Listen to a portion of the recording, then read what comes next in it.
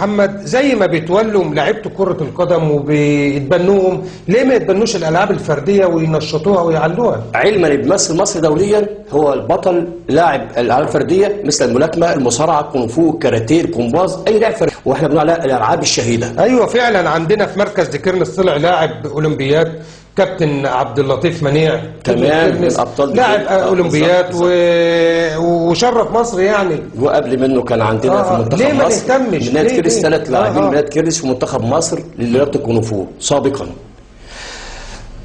يا رب ان نشوف برضه رجال الاعمال يهتموا بالالعاب الفرديه زي كره القدم، نتمنى. عندنا تقرير عملناه للاعيبه كره القدم برضه، نشوفه برضه مع بعض كده ايه اللي انت محضره لنا عنه. هو فريق نادي كيرنس الرياضي طبعا من اعرق الانديه الموجوده على مستوى الدوليه، له باع كبير في الرياضه. النادي معروف جدا، له بطولات وصلابات كتير جدا في الرياضه بالنسبه لكره القدم، ولكن للاسف مكانته في الدوري الدرجه الثانيه طبعا نزلت من اسهمه كتير جدا جدا، علما ان له فئه كبيره من العشاق بيحبوا النادي ووقفوا جنب منه. لذلك بنناشد رجال الاعمال بالوقوف جنب فريق نادي كيرنس الرياضي حتى نرتقي بيه ونرجع تاني في مجالنا ويبقى احسن من الاول بكتير. احنا جهزنا تقرير مع الكابتن صابر عيد المدير الفني لفريق نادي كيرنس الرياضي. طبعا الكابتن صابر عيد من ابناء المحله، لاعب منتخب مصر سابقا، معروف، تولى قياده نادي كيرنس خلفا للكابتن حمدين عبد الجليل. ومعانا برضه الكابتن احمد برمه مدير الكره بنادي كيرنس الرياضي. نطلع ونشوف التقرير مع بعض. معنا كابتن صابر عيد مدرب منتخب كيرنس لكره القدم، ابن غزل المحله. طبعا كان في منتخب مصر 90 مع احمد شوبير واحمد الكاس وحسام حسن، صح كده؟ صح.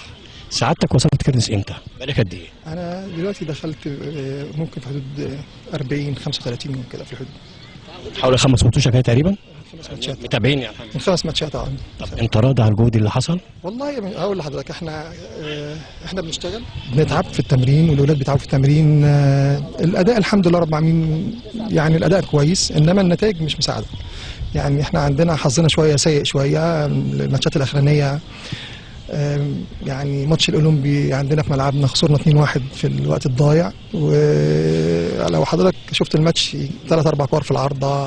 ماتش يكون حماده نفس الكلام، 3-4 كور في العارضه. فالكوره مش ما عندنا، انما الاداء كويس، انما النتائج ما تدلش على اداء اللعيبه في الملعب يعني. واحنا اهم حاجه عندي النتيجه يعني.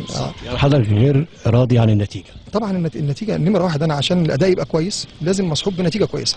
طب الخطه الجايه ان شاء رب العالمين ايه اللي في دماغك عشان نقوم بالنتيجه تبقى كويسه جدا؟ يعني احنا مطلوب تكاتف الجميع هنا، مجلس اداره، جهاز فني، لعيبه، جمهور ورا الفرقه. المفروض ان احنا يعني لازم نتكاتف، لان دي مدينه والناس هنا بتحب الكوره، فعشان نستنى لازم يعني مطلوب من كل الناس تتكاتف.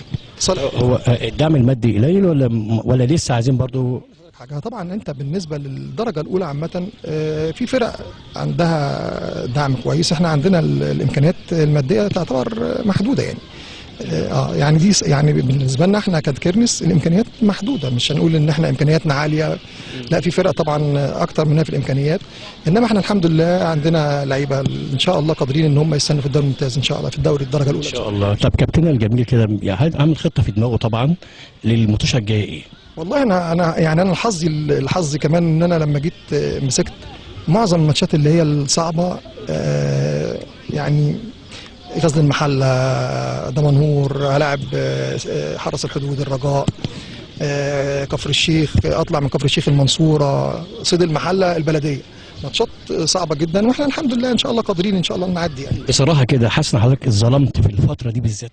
لا فتره صعبه يعني. لا هو طبعا الفتره صعبه يعني، انا جيت في توقيت صعب، النتائج ما كانتش على يعني قد المطلوب. ومطلوب مننا ان احنا نحسن يعني. انما الحمد لله انا بشكر طبعا الجهاز اللي قبل الكابتن حمدين، وادى بصوره كويسه جدا مع اللعيبه، وسايب اللعيبه بدنيا وفنيا كويسين، وانا بشكره يعني، وانا جاي بكمل يعني ورا الكابتن حمدين.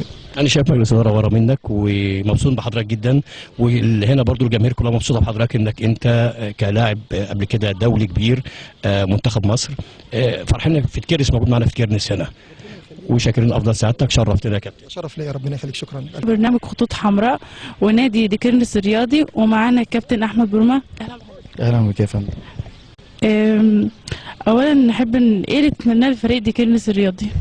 طبعا نتمنى التوفيق طبعا، نمره واحد. نمره اتنين ان شاء الله باذن الله ربنا يكرمنا ونبقى في الدرجه دي ان شاء الله، ونحافظ على مركز كويس ان شاء الله باذن الله. هل يوجد توافق بين المدير الفني والفريق والاداره؟ طبعا في توافق كبير طبعا، مجلس اداره بيدعمنا دعم كبير جدا طبعا، برضه في حدود الامكانيات المتاحه.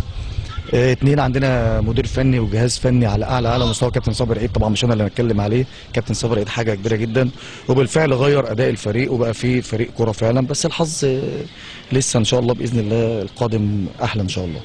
بتتفائل ايه الفريق الفتره الجايه باذن الله؟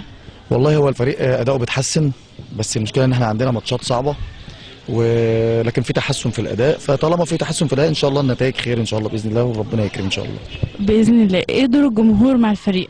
لا الجمهور بقى، جمهور ديكيرنس ده حاجه كبيره جدا جدا جدا، يعني مش عايز اقول لك ان يعني انا اتمنى نمره واحد النتائج تبقى كويسه بسبب الجمهور، بجد ناس مش سايبيننا حاجه غير عاديه بصراحه.